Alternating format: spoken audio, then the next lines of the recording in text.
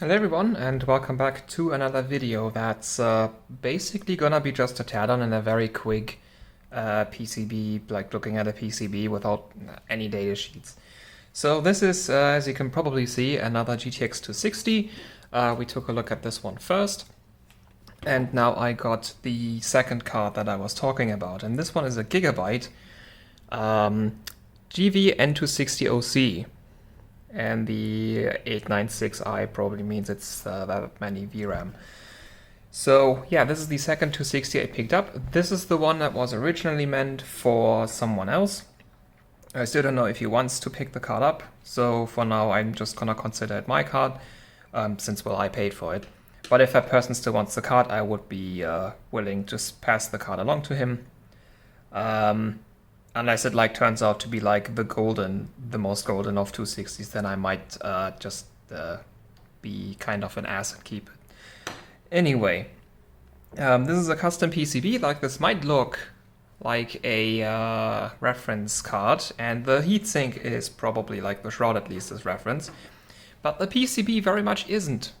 So if you look at this, you see these Mosfets on the back. Yeah, that's not standard. I am really interested in what this VRM will look like, because as far as I know, no one has, well, there's probably an image somewhere on the internet, but I don't think I've ever seen one. So yeah. So also general condition of the card, you can see it's dusty. This side doesn't look as bad, but, well, it smells disgusting. So the card was delivered in literally a pizza box that was beat up, had several holes. Also, it was delivered by Hermes. The reason why I have this card right now is because I found the Hermes delivery guy in the parking lot of my building, and I just sort of asked him, "Hey guys, you tried delivering this graphics card, or this package, to me 3 times now, and you didn't even ring my doorbell. So what's going on? Do you have my package maybe?" And in fact, he did. He did have the package. After I showed him my identification, he was like, "Yeah, sure, take it." So now I have the card. And it's not going to a, whatever auction. So anyway, I tested the card already at stock, card works. I haven't done any overclocking yet. Because I want to clean the card first, because it smells absolutely disgusting. It smells like it was inside a campfire, basically. When you burn newspaper and the fumes from the ink really hits your nose. That's what the card smells like, especially when it's running, because, well, the inside of the card probably smells the same. So yeah, I don't know what we're gonna find in there. It might not be super dusty, so the other 260 was kinda caked in dust. This one, well, the back side's a bit dusty, but the front side was mostly fine, and from what I could see, looking a little bit inside the cooler, there wasn't that much dust. Though I wouldn't count on that. We'll find out very shortly. Does this one have? It does have screws on the I/O shield. I'm really looking forward to seeing that VRM though, because it looks interesting. We have Mosfets on the back. That's yeah, that's a Gigabyte thing. I don't think anybody else does that. Oh no, actually Asus did it on some motherboards, where they put Mosfets on the backside. But I think they put a little metal plate next to those, so that they at least have a little bit of cooling. These ones, they're just out there. I mean, they still have the PCB as cooling, which is probably enough. 260s don't pull a lot of power, and it was apparently the same approach worked fine for the GTX 580 SoC, because they did the exact same thing, just with a bunch more phases. Actually, I don't know how many phases this has, but it probably doesn't have 12, because that's how many the 580 had. Do we have to remove the HDMI screw? I'm just gonna do it. Okay.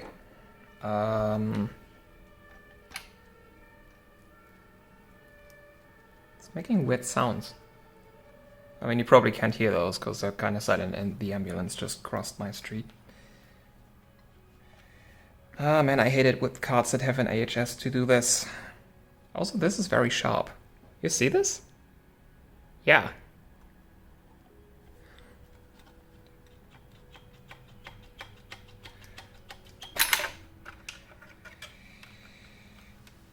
It's a 4-phase.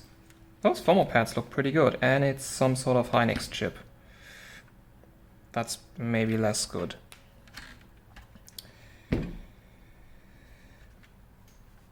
Come on, let go. Okay, the thermal pads look really good. NCP 5395. I think we've seen this one before. And then the VRM. Well, it's a 4-phase. Is it? Wait, is that just 1 phase for the memory? I mean, the palette card also only has a 1-phase memory, but still. Yeah, this is like basically just a reference card. I was expecting like some upgraded... Well, I guess it has the Mosfets on the back. That's the upgraded part. I don't... like...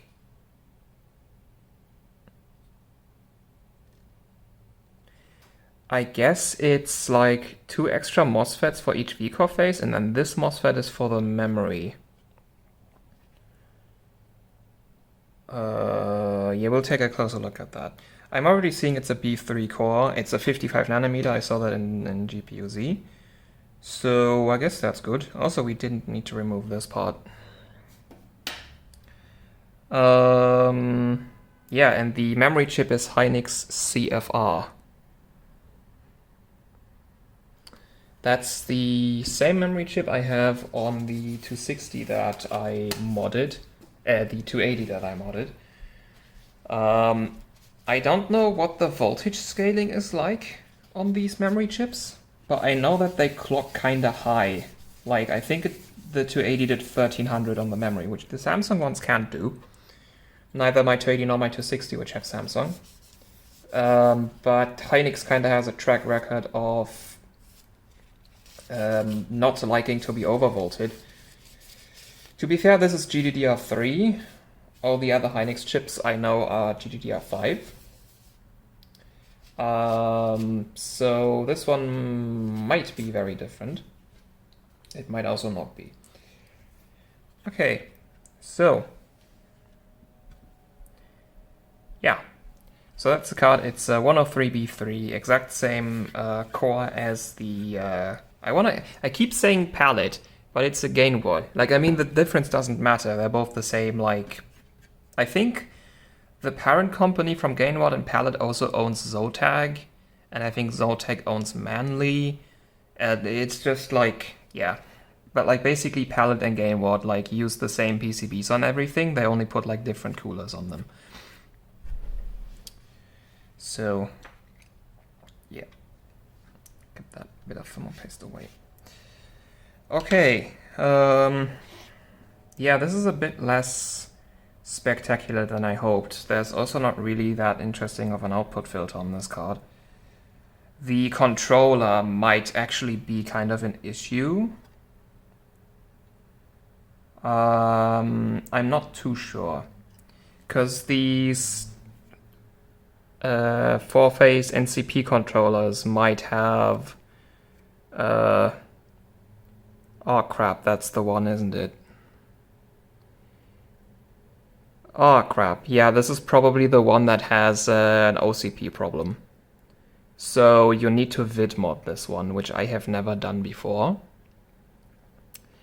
And it's also kind of just like worse than a volt mod because you can't change the voltage without like literally soldering onto the card. Like you can't change it on the fly. That sucks. NCP 5395. Let's just check because I...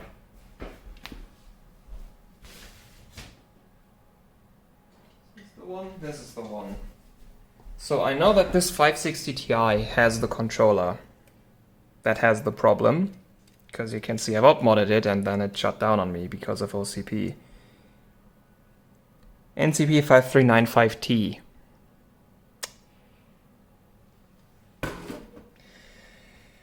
So I guess that's essentially the same controller then. Ah, crap. This one also doesn't have software voltage control, so yeah, this is gonna be really annoying. Oh man. I was having so good hopes for this PCB, and then it turns out to just be like pretty meh. Well, I guess we get all the Mosfets. Because like what you see on the front here is like what a reference card. Actually, I think a reference card is two-phase memory. I'm not too sure though. But like, yeah. So for vCore, this is basically what a reference card has. But then we have like all the stuff on the back. So let's actually check what MOSFETs we have there. Are those all the same? It's on semiconductor NTMFS 4846N, 4841N. Okay. So we have 4 low sides and 4 high sides, and then this one. Actually, you can see it on the camera a little bit. It's a 4841N, so this is another high side probably. If we just check. Yep, the 41s are high sides, the 46s are low sides. So the memory phase has 2 high sides and 3... No, it just has 2 high sides and 2 low sides. And then the vCore phases have 2 high sides and 3 low sides. That's actually pretty cool. Like that is probably a pretty strong VRM. I mean, the MOSFETs on the back probably, like once they get pretty hot, they essentially stop existing. But hey, like if you can keep the back MOSFETs cool, that's like another like twice the high side current capability and then like 33% more low side. So that's pretty good. Yeah, I'm just worried about the controller because there's no software voltage control, and this one might just shut down on you if you feedback mod it.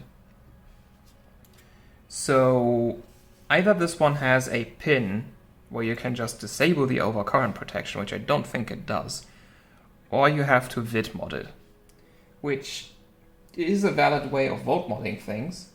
It's just not a way that I like. So like basically how a vid mod works is there's somewhere around the card, it's probably this, it's probably these resistors right here. You can like so that if you look at the datasheet, there's gonna be like vid 1 through vid 8 or whatever, and if you ground that pin, I think it's ground that pin, it adds a specific voltage offset to the output of your controller.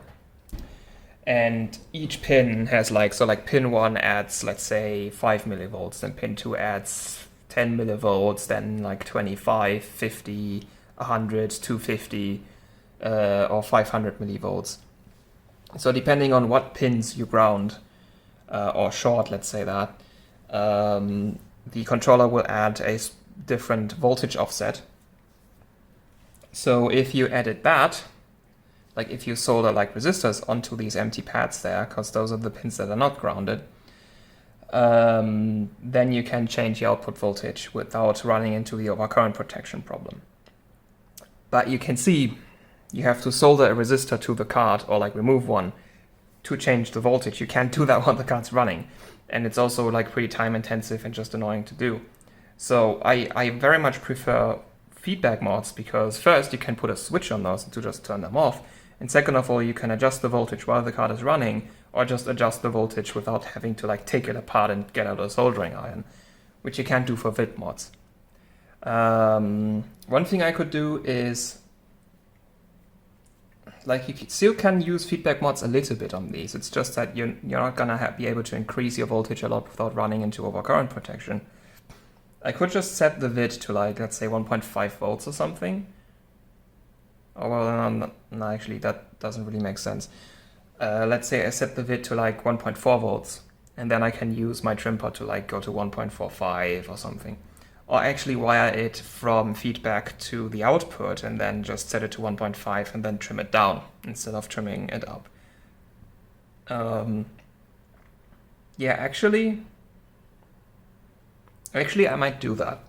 If I have to vidmod this, I might just actually set it to like a very high default output and then just put a trim pot on that trims the voltage down instead of up. So instead of wiring it from feedback to ground, I'm gonna wire it feedback to the output. Because that's how you like lower voltage instead of increase it with a potentiometer. That might be what I'm gonna do. Yeah. So just gonna like, I don't know, what voltages do these run at if we go sub-zero? Like 1.6 volts and then like go down from there, I guess. Because that shouldn't trip the overcurrent protection. There might be different, like, does it have under voltage protection? Like, does it detect that? I'm not sure. This is like not a very advanced controller, I think. But I think if I end up having to vidmod this one, I'm just gonna vidmod it so that it gets like a very high default output, and then I'm gonna wire a volt mod in the opposite direction that actually lowers your voltage instead of increasing it. That's probably what I'm gonna do. So yeah, as for the output filter goes, we have 680 microfarad 2.5 volt capacitors, 5 of them. And this one, is this one part of VCore? No, it isn't. Well, actually, I can't. No, it probably isn't, because there's a. You can kind of see there's a different power plane. So this is probably wired to whatever that is, which might be maybe power for this. I'm not sure. Maybe this is like variable gate drive for the Mosfets. Maybe, or like, does it have a 5 volt rail? Like these PCBs are like so old. General PCB logic might not apply to them. Like they might not. Well, they probably have a 5 volt rail somewhere. Also, oh, it has fuses on the PCI Express slot. That's nice. Fuses on PCIe. Because I think those are fuses. Yeah, it says F. That's a fuse. I'm just thinking, because we have two inductors here that look like input filtering for these. There's no input filtering inductor for PCIe power, so maybe that is that? But then what do these two do? Maybe there just isn't an input filter for PCIe. Yeah, I don't know. I need to clean the card though. This is disgusting, and it smells disgusting. Like, can I just like remove the fan and just literally wash the heatsink? Also, what's shifting around in here? Oh, it's like a separate VRM heatsink. That's cool. Though it doesn't get screwed on, so it like literally only depends on being pressed down by the heatsink. Well, that's not that great of a design. But yeah, this heatsink smells absolutely disgusting. Well, I guess I'm gonna bin the card first and even see if it's even good. Like, if the card sucks really hard, then I don't know. Actually, after recording this video, I'm not really sure if the guy who was supposed to get the card even wants it anymore. So, well, I get the VRM is like kinda cool, those Mosfets. I might just keep this one as a display piece. I know I said I wouldn't in the last video, but this one looks good. Like, it's blue. That's what I like about like old Gigabyte PCBs. They have blue PCBs. Also, same logic applies to this one, but red. Like, they look cool. Yeah, but I think that should be it for this video. I'm a little bit disappointed. I was expecting a I was kind of secretly hoping for like a 6-phase VRM. And like a controller that's not an NCP 5395. Yeah, that's what we get. I still like that the VRM just like has so many Mosfets in it. But yeah, so that will be it. Thank you for watching. Hope you enjoyed, and until next time, goodbye.